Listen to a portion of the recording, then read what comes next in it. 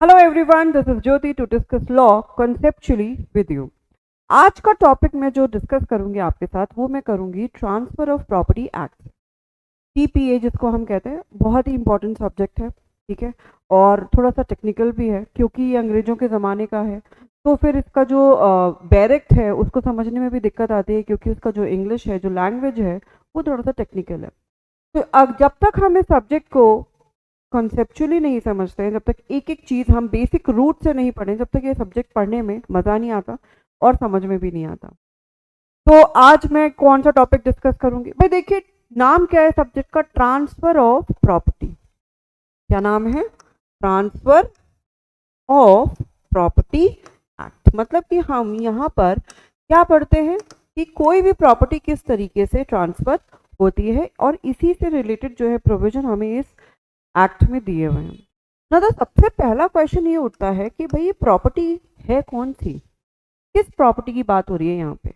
यानी कि टीपीए किस तरीके की प्रॉपर्टी पर डील करता है और किस तरीके की प्रॉपर्टी के ऊपर प्रोविजन ये हमको देता है। तो अगर हम प्रॉपर्टी की बात करें तो ये दो तरीके की होती है भाई। एक अपनी होती है मूवेबल और दूसरी होती है immovable. Now the point is कि टीपीए किस पर डील करता है? मूवेबल प्रॉपर्टी पे करता है या इमूवेबल प्रॉपर्टी पर करता है? मैं आपको बता दूं, टीपीए जो है वो सिर्फ और सिर्फ इमूवेबल प्रॉपर्टी पर ही डील करता है। कोई भी इमूवेबल प्रॉपर्टी अगर ट्रांसफर होती है by way of gift, sale, mortgage, lease, exchange etcetera etcetera, किसी भी तरीके से कोई इमूवेबल प्रॉपर्टी अगर ट्रांसफर होती है तो वो ट्रांसफर के प्रोविजन जो है हमको कहाँ दिए हुए हैं? टीपीए में दिए हुए हैं, यानी ट्रांसफर ऑफ प्रॉपर्टी एक्ट में दिए हुए हैं। Now what about movable property? अगर कोई मूवेबल प्रॉपर्टी ट्रांसफर होती है तो उसके मूवमेंट का जो हमें, उसके ट्रांसफर का जो हमें प्रोविजन दिया हुआ है वो हमको दिया हुआ है सोगा में, which called sale of goods act. याद रखिएगा, मूवेबल प्रॉपर्टी के लिए सोगा है, इमूवेबल प्रॉपर्टी के लिए टीपीए। ठीक है, तो अब हमें कैसे पता चलेगा कि कोई भी प्रॉपर्टी मूवेबल है या इमूवेबल है? बड़ी सिंपल सी बात है ना। कोई प्रॉपर्टी मूव करती है तो वो मूवेबल है, कोई प्रॉपर्टी मूव नहीं करती तो वो इमूवेबल है ना। अभी तक हमें यही पता था, but do you really feel कि ये जो है एक्सप्लेनेशन जो मैंने आपको दिया और जो आपको भी इसी तरीके का कुछ पता है, ये सफिशिएंट है अपने आप में? Let's take an example. मान लीजिए कि घर आप बेच रहे हैं, ठीक है, आपने अपना घर बेचा, इमूवेबल प्रॉपर्टी है, सबको पता है। लेकिन व्हाट अबाउट जो घर में खिड़कियां लगी हैं, जो घर में दरवाजे लगे हैं, है ना, और फैन लगे हैं, एसी लगा है, और कोई भी चीज़ हमने कोई जाली लगवाई है कि भाई घर में कोई पक्षी वगैरह घर में एंटर ना करे, तो बालकनीज में हमने एक बड़ी सी एक वो जाली टाइप लगवा दी है, उसका क्या? वो मूवेबल है या इमूवेबल है? अगर हम अपेरेंटली देखेंगे, घर की टैप, जो टंकियां होती हैं घर में लगी हुई होती हैं, अब टंकियां तो अपने आप में वो क्या होती है? मूवेबल होती है, that can be move from one place to another. Electric wires जो लगे होते हैं वो मूवेबल में आएंगे, इमूवेबल में आएंगे। नीचे सीवेज लाइन बनी होती है, वो मूवेबल में आएगा, इमूवेबल में आएगा। तो कई बार क्या होता है कि कोई प्रॉपर्टी अपने आप में देखने में क्या होता है कि वो मूवेबल लगती है, बट वो मूवेबल है या इमूवेबल है उसके लिए हमको एग्जामिन करना पड़ता है। ठीक है, तो इसीलिए मैं इसी टॉपिक को आपके साथ डिस्कस करूंगी कि कोई भी प्रॉपर्टी मूवेबल होती है या इमूवेबल कैसे होती है। तो क्या टॉपिक का नाम है? Movable and immovable property. TPA किस में डील करता है? टीपीए सिर्फ और सिर्फ इमूवेबल प्रॉपर्टी पर ही डील करता है और इसी के प्रोविजन हमको देता है, और हम सिर्फ इस वीडियो में इमूवेबल प्रॉपर्टी के बारे में ही डिस्कस करेंगे। बाकी जो बचेगा वो तो सब मूवेबल प्रॉपर्टी होती है। ठीक है, तो अब स्टार्ट करते हैं। तो अगर मैं टीपीए की बात करूं तो टीपीए, सबसे पहले तो आप ये समझिए कि क्यों जरूरी है डिफरेंशिएट करना कि कोई भी प्रॉपर्टी मूवेबल है या इमूवेबल है। What is the need to differentiate both the type of properties? सबसे पहले तो मैंने आपको बता ही दिया, क्योंकि टीपीए जो है वो सिर्फ और सिर्फ इमूवेबल प्रॉपर्टी पर ही डील करता है। तो फिर हमको ये देखना पड़ेगा कि कौन सी प्रॉपर्टी मूवेबल है और कौन सी मूवेबल है, क्योंकि अगर कोई मूवेबल प्रॉपर्टी है तो उस पर टीपीए के प्रोविजन अप्लाई नहीं होंगे। दूसरा डिस्टिंक्शन, प्रोसीजरल पार्ट। अगर हम देखेंगे ना तो procedure to transfer movable property and procedure to transfer immovable property, ये दोनों ही अलग अलग तरीके से होती है। अगर हम इमूवेबल प्रॉपर्टी की बात करें तो that need to be get registered, get to be attested, और अगर मैं वही मूवेबल की बात करूं तो वहां पर हमें अटेस्टेशन रजिस्ट्रेशन ऐसा की ज़रूरत नहीं पड़ती। अगर मैं अपना ये पेन आपको ट्रांसफ़र करती हूँ बाय वे ऑफ गिफ्ट तो मुझे किसी रजिस्टर्ड डीड या अटेस्टेशन की रिक्वायरमेंट नहीं होगी। लेकिन वही अगर मैं कोई इमूवेबल प्रॉपर्टी आपको ट्रांसफ़र करती हूँ तो मुझे उसका अटेस्टेशन भी कराना पड़ेगा, रजिस्ट्रेशन भी कराना पड़ेगा, स्टैम्प ड्यूटी भी लगानी पड़ेगी, है ना। तो प्रोसीजर जो है दोनों प्रॉपर्टीज़ को मूव करने के अलग अलग हैं, तो इसलिए भी it is important to differentiate both the party sorry both the properties कि कौन सी मूवेबल है और कौन सी इमूवेबल है। Then another point is limitation period। अगर हम लिमिटेशन एक्ट की बात करें तो अगर कोई डिस्प्यूट मूवेबल प्रॉपर्टी से रिलेटेड है तो फिर उसका लिमिटेशन पीरियड डिफरेंट है, और अगर कोई इमूवेबल प्रॉपर्टी से रिलेटेड मैं डिस्प्यूट की बात करूं तो उसका लिमिटेशन पीरियड डिफरेंट है। यूजली अगर हम देखेंगे शेड्यूल लिमिटेशन एक्ट का तो इमूवेबल प्रॉपर्टी के लिए आपको 10 साल 12 साल का टाइम लिमिटेशन पीरियड दिया हुआ मिलेगा आपको, और वही अगर मैं मूवेबल प्रॉपर्टी की बात करूं तो वहाँ पे 3 साल 2 साल 1 साल का टाइम पीरियड जो है वो हमको लिमिटेशन पीरियड में मिलेगा। तो इस तरीके से ये कुछ पॉइंट्स हैं जिनकी वजह से इट इज़ इम्पॉर्टेंट कि हम प्रॉपर्टीज़ को समझें कि वो पर्टिकुलर प्रॉपर्टी मूवेबल है या इमूवेबल है, क्योंकि उनके प्रोसीजर्स जो हैं वो डिफरेंट है और हमको उसी को फॉलो करना पड़ेगा। क्योंकि मैं एक इमूवेबल प्रॉपर्टी को मेयर डिलीवरी ऑफ पोसेशन से यानी ओरली में ट्रांसफ़र नहीं कर सकती हूँ, फिर वो ट्रांसफ़र नहीं कहलाएगा। और सेम मूवेबल प्रॉपर्टी को मूवेबल को मैं रिटर्न में दे सकती हूँ बट मैं ओरली भी दे सकती हूँ। ठीक है, तो आगे बढ़ते हैं। ये हो गया रीज़न कि why it is important to differentiate both the properties. अब अपन लोग देखते हैं इमूवेबल प्रॉपर्टी की डेफिनेशन। भाई जब टीपीए इमूवेबल प्रॉपर्टी पर अप्लाई करता है तो भाई बड़ी लाजमी सी बात है कि उसकी डेफिनेशन भी हमें टीपीए में दी होगी। दी तो है, मैंने यहाँ पर आपके सामने मेंशन भी करी है। सेक्शन 3 टीपीए में इमूवेबल प्रॉपर्टी की डेफिनेशन दी हुई है और वो डेफिनेशन कुछ इस तरीके से है। देखिए मैं आपके सामने पढ़ती हूँ। Immovable property does not, just a second, does not include, क्या कह रहा है? इमूवेबल प्रॉपर्टी क्या इंक्लूड नहीं करता है? क्या इंक्लूड नहीं करता? Standing timber number 1, growing crop and grass. ये कह रहा है according to section 3 of TPA क्या मेंशन किया गया है कि इमूवेबल प्रॉपर्टी क्या नहीं है? क्या नहीं है? Standing timber, growing grass and crop. इसका मतलब तो ये हुआ कि standing timber, growing crop and grass क्या हुए?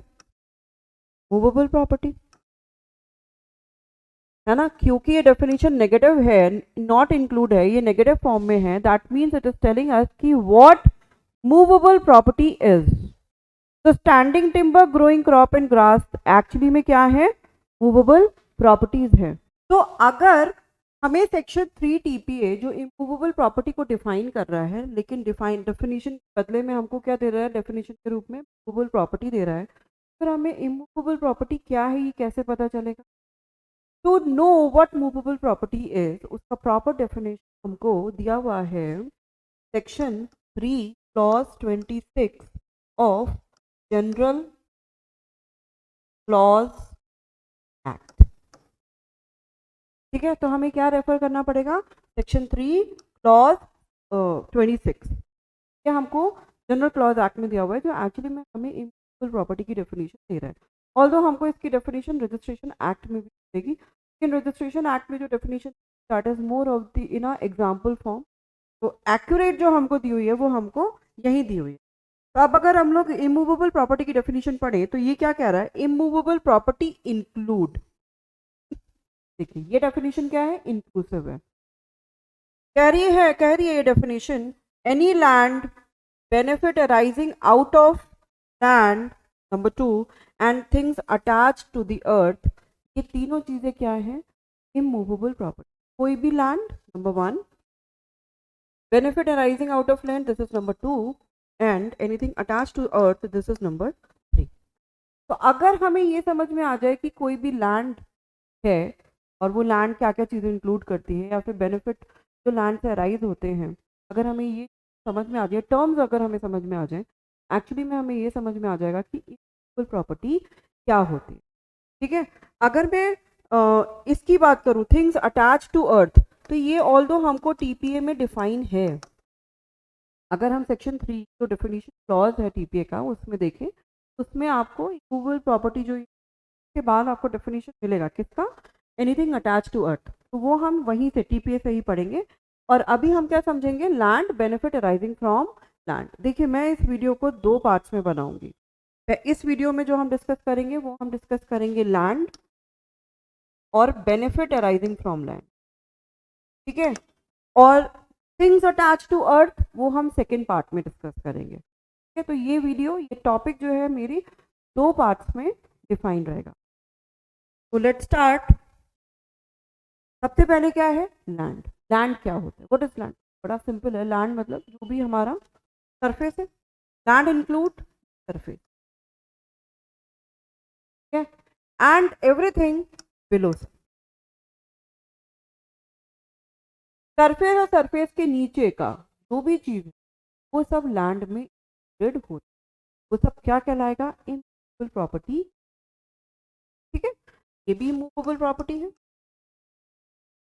और ये भी इमूवेबल प्रॉपर्टी है। आई एम एम जो है और पी टी वाई जो है, this is P T Y is property and I M M is for, okay. तो एक्सप्लेनेशन तो सिंपल लग रहा है कि कोई भी चीज़ जो लैंड पर मिलती है और जो बिलो लैंड मिलती है वो लैंड होती, लैंड कहलाती है और इमूवेबल प्रॉपर्टी होती है।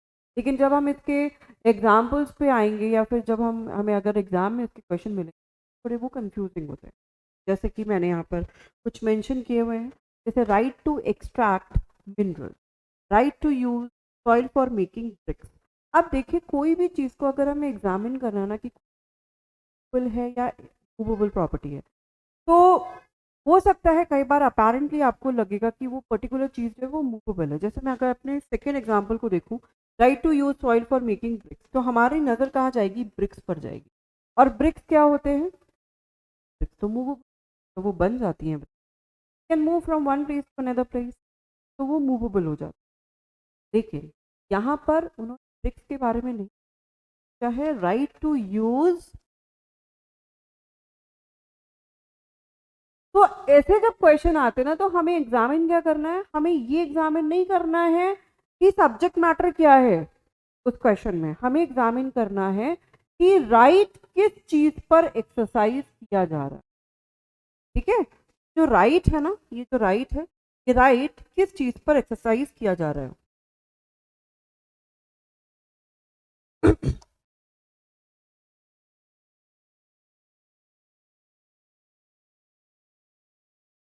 ये जो राइट है, ऑन विच आर एक्सरसाइज, अगर जिस चीज पर हम एक्सरसाइज कर रहे हैं, ऑन विच, जिस चीज पर हम एक्सरसाइज कर रहे हैं, अगर वो इमूवेबल प्रॉपर्टी है, तो फिर वो जो राइट होगा वो राइट भी इमूवेबल। और अगर जिस चीज पर हम राइट एक्सरसाइज कर रहे हैं वो मूवेबल प्रॉपर्टी है, तो फिर वो राइट भी क्या हो जाएगा, मूवेबल हो जाएगा, ठीक है। क्यों, तो हमें क्या करना है, हमें ये नहीं देखना, क्योंकि उन्होंने राइट पूछा है ना, यहाँ पर उन्होंने ब्रिक्स नहीं पूछा, उन्होंने पूछा है राइट, ये राइट इमूवेबल होगा या ये मूवेबल, ठीक है। तो क्या देखना है हमें कि हम किस चीज पर राइट एक्सरसाइज करें, बात को बहुत अच्छे से समझिए। यहाँ पर मैं टू यूज सॉइल, सॉइल मुझे कहाँ मिलती है, सरफेस एरिया पे मिलती है, सॉइल कहाँ मिलती है, सरफेस एरिया पे मिलती है। मतलब कि मैं जो अपना राइट एक्सरसाइज करूंगी वो मैं इमूवेबल प्रॉपर्टी यानी सरफेस एरिया मतलब लैंड पर यूज करूंगी।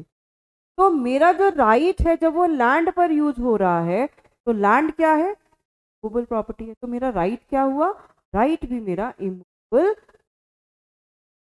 ठीक है, समझ में आया। तो सब्जेक्ट मैटर नहीं देखना है, हमें देखना है राइट किस चीज पर एक्सरसाइज हो रहा है। अब right to extract mineral, minerals हमको कहाँ मिलते हैं, बिलो सरफेस एरिया। तो मिनरल्स अगर मैं बात करूं कि अगर डायमंड की मैं बात करूं, अगर मैं जो भी स्टोन्स होते हैं, अगर मिनरल्स जो होते हैं वो सब कहाँ मिलते हैं, हम मिलते हैं। मिनरल्स अपने आप में अगर हम देखें तो वो तो मूवेबल होते हैं, है ना, लेकिन मिनरल को एक्सट्रैक्ट करने की राइट की बात हो रही है, राइट टू एक्सट्रैक्ट, ठीक है। इस राइट की बात हो रही है कि ये राइट मूवेबल है या इमूवेबल है। मिनरल्स के लिए उन्होंने पूछा ही नहीं है, although mineral is a subject matter है, बट मिनरल्स के बारे में कोई क्वेश्चन नहीं है, क्वेश्चन है राइट टू एक्सट्रैक्ट। अब एक्सट्रैक्शन हम कहां से कर रहे हैं मिनरल्स का, बिलो सरफेस एरिया, और बिलो सरफेस एरिया कौन कहां पर कवर होता है, लैंड में कवर होता है, मैंने अभी आपको बताया पीछे, बिलो सरफेस एरिया जो है वो लैंड होता है। तो जब लैंड पर हम एक्सट्रैक्शन कर रहे हैं और मुझे वो राइट मिल रहा है, तो जब वो लैंड इज इमूवेबल प्रॉपर्टी, तो इस लैंड पर जो मैं राइट एक्सरसाइज कर रही हूँ वो भी मेरा क्या हो जाएगा, प्रॉपर्टी। समझ में आया आप सभी को, राइट भी मेरा immovable, and this is the way to solve this, this is the only way. आपको कोई लिस्ट रटने की जरूरत नहीं है, ठीक है। आप अपना दिमाग इस्तेमाल करिए, आप आराम से इन क्वेश्चंस को सॉल्व कर दोगे। अगर मान लो क्वेश्चन उस लिस्ट में से नहीं आता जिस लिस्ट को आप याद करके गए हो, तो at least you can put the concept on that question and you can easily mark the correct answer, है ना। आपको इंटरव्यू में भी पूछा जा सकता है, judiciary. Third example, right to use land for landing and taking off helicopter और प्लेन। अब देखिए हेलीकॉप्टर और प्लेन पर हमारी नजर जाएगी, हेलीकॉप्टर और प्लेन क्या होते हैं, वो तो मूवेबल होते हैं, एक जगह से दूसरी जगह जाते ही हैं, हवा में उड़ते हैं, है ना, तो फिर ये तो मूवेबल हो गया। बट यहाँ पर हेलीकॉप्टर और प्लेन की बात नहीं होती है, राइट टू यूज लैंड, है ना। लैंड यानी कि मैंने क्या, लेट सपोज मैंने आपको अपनी एक जमीन दे दी है जिस पर आपने run as a runway you are using my property land, ठीक है, जिसपे आपका प्लेन लैंड करेगा या टेक ऑफ। तो प्लेन और हेलीकॉप्टर की बात नहीं हो रही है ना, मैं तो आपको अपना राइट दे रही हूँ लैंड को यूज करने का। आप टेक ऑफ या सॉरी लैंडिंग कहाँ करोगे, आप जमीन पे यानी सरफेस एरिया पे करोगे। अगर आप टेक ऑफ भी करते हो तो भी आपको एरोप्लेन को टेक ऑफ करने के लिए आपको जमीन की जरूरत पड़ेगी, सरफेस एरिया की। That surface area comes under the land, और उस लैंड पर जो राइट भी एक्सरसाइज आप करोगे वो भी क्या होगा, इक्वल होगा। लाइकवाइज ये राइट जो है, ये राइट जो है, ये राइट भी इक्वल है। Then right to fisheries, pond से, लेक से मछलियों को निकालने का राइट, ठीक है। मछुआरे होते हैं, मछलियां निकालते हैं, उनका वो राइट। अगर मान लो मैं किसी मछुआरे को अपना पॉन्ड, मेरा लेट सपोज एक पॉन्ड है और मैंने उसको बोला कि भाई बहुत मछलियां यहाँ पर भी हैं, वो तो यहाँ मछलियों को निकाल सकते हो और बेच सकते हो, ठीक है। तो मैं जो उसको राइट ये दे रही हूँ, ये मूवेबल राइट है या इमूवेबल। अब देखिए जितनी लेक्स होती हैं, पॉन्ड्स होते हैं, रिवर्स होती हैं, आर्टिफिशियल हो या वो नेचुरल हो, वो सब इमूवेबल में ही है, ठीक है। तो मैंने उसको जो मछलियां निकालने का राइट दिया है, दैट राइट, क्योंकि वो राइट कहाँ इस्तेमाल कर रहा है, मेरे पॉन्ड पर या लेक पर, मेरे पॉन्ड पर कर रहा है, ठीक है। तो वो राइट भी क्या हो गया, हो गया, क्योंकि exercising is right on the property. And as I said कि आप जब राइट इमूवेबल प्रॉपर्टी पर एक्सरसाइज करते हो तो राइट भी क्या बन जाता है, इमूवेबल प्रॉपर्टी बन जाता है, ठीक है। Then the last example I have mention here, right to ferries. Now ferries मतलब नाव चलाने का राइट। नाव कहाँ चलती है, लेक पर और पॉन्ड्स पर या फिर रिवर पे। अगर मैंने वो राइट दिया है नाव चलाने, तो वो कहाँ एक्सरसाइज कर रहा है, पॉन्ड, लेक और रिवर्स, जो कि इमूवेबल प्रॉपर्टी है, राइट भी क्या हुआ, ठीक है। तो लाइक वाइज आपको सिर्फ दिमाग लगाना, पहले आप डिफरेंट करोगे, जो भी क्वेश्चन है वो लैंड से है, एनीथिंग अराइजिंग फ्रॉम बेनिफिट से है, या फिर वो थिंग्स अटैच टू अर्थ से है। अभी जब आप तीनों समझ जाओगे तो आप डिफ्रेंशिएट करना भी सीख जाओगे। आई होप आपको लैंड वाला जो पार्ट है वो क्लियर हो चुका होगा। लैंड में आई डोंट थिंक सो आपको कोई भी डाउट होगा, सिंपल है, सरफेस, बिलो सरफेस एरिया, ये लैंड होता है, और कोई भी राइट सरफेस एरिया या बिलो सरफेस एरिया पर आप एक्सरसाइज करोगे तो वो राइट भी क्या हो जाएगा, immovable property. This is the only way to solve the question. This is the concept of this topic. ठीक है, अब नेक्स्ट अपना आता है anything, sorry, benefit arising from land. कोई भी बेनिफिट जो हमें प्रॉपर्टी से मिलता है वो बेनिफिट भी क्या हो जाता है, इमूवेबल हो जाता है। For an example, right to rent, right to collect rent भी कर सकते हो आप, कई बार ऐसे भी आ जाता है, राइट टू कलेक्ट रेंट और राइट टू रेंट। रेंट मुझे, लेट्स सपोज मेरी एक शॉप है, शॉप तो मेरी इमूवेबल है, मेरी दुकान इमूवेबल है, this is very clear to you. उससे जो रेंट आ रहा है वो जो राइट है, लेट्स सपोज वो राइट मैंने आपको ट्रांसफर कर दिया, मैंने वो राइट आपको ट्रांसफर कर दिया, अब जो रेंट आएगा वो आप कलेक्ट, तो राइट मैंने ट्रांसफर, राइट मूवेबल है या इमूवेबल। अब आप सोचोगे भाई रेंट तो मनी के फॉर्म में आता है और पैसा क्या होता है, वो तो एक जगह का भी टिकता नहीं है, तो पैसा तो मूवेबल प्रॉपर्टी है। बट हमें ये जो बेनिफिट है, यानी रेंट जो मुझे मिल रहा है, तो रेंट मुझे मिल रहा है, ये रेंट मुझे एक इमूवेबल प्रॉपर्टी से मिल रहा है, ये बेनिफिट है, this is in a form of benefit. ये बेनिफिट क्योंकि मुझे इमूवेबल प्रॉपर्टी से मिल रहा है, तो ये बेनिफिट भी क्या हो गया, मूवेबल प्रॉपर्टी। जो राइट मैंने आपको ट्रांसफर किया ना टू कलेक्ट रेंट, ये राइट क्या है, इमूवेबल है। क्यों, क्योंकि आपको rent in a form of benefit मिल रहा है, और कहां से मिल रहा है, एक इमूवेबल। ठीक है, राइट भी क्या हुआ, then right to mesne profit. Mesne profit क्या होता है, अगर मान लो कि कोई रॉन्गफुल पोसेशन में मेरी प्रॉपर्टी को एक्वायर किया हुआ है, तो उस दौरान जो भी बेनिफिट अराइज हुए हैं, जो भी प्रॉफिट या इनकम जनरेट हुई है, लेट्स सपोज आपने मेरी शॉप पर कब्जा कर रखा है, एक साल के लिए आपने मेरी जमीन पर कब्जा करके रखा, तो उस एक साल के दौरान जो भी इनकम उस प्रॉपर्टी से जनरेट हुई, मैं वो भी तो मांगूंगी आपसे जब भी मैं कोर्ट में क्लेम करूंगी, तो उसी तो आपने एक साल के दौरान प्रॉफिट जनरेट करे उनको हम कहते हैं। और ये मिसने प्रॉफिट मुझे मिल कहां से रहे हैं, फुल प्रॉपर्टी से। तो ये जो राइट है, राइट टू मिसने प्रॉफिट है, ये राइट भी मेरा क्या हो गया, movable. Next, land revenue. Revenue, जो लैंड से रेवेन्यू जनरेट होता है, ऑब्वियसली ये क्योंकि लैंड से ही मुझे रेवेन्यू जनरेट हो रहे, तो नाम से समझ में आ रहा है कि ये इमूवेबल है। Right to lien on property. Lien मतलब कि मेरे पास राइट है कि मैं इस प्रॉपर्टी को पर्टिकुलर टाइम या इस पर्पस तक के लिए इस प्रॉपर्टी को मैं रिटेन कर सकती, not as a owner, not as a tenant, बस मैं उसको कर सकती। ठीक है, जो रिटेनमेंट का राइट है उसको लियन कहते हैं। अब ये लियन मैं किस पर एक्सरसाइज कर रही हूँ, प्रॉपर्टी पर, बेनिफिट, तो ये राइट भी क्या हुआ, इमूवेबल। नेक्स्ट देखिए, right to redeem immovable property. अब रिडेम्पशन का राइट यूज हमको मॉर्गेज में मिलता है, और मॉर्गेज तो हम वैसे भी इमूवेबल प्रॉपर्टी का करते हैं।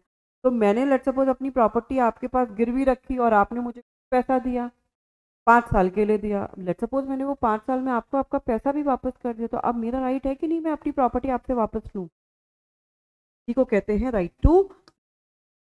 ये रिडीम्पशन का राइट मुझे कहाँ मिल रहा है, ऑब्वियसली मुझे मूवेबल प्रॉपर्टी पर मिल रहा है, राइट भी क्या हो गया।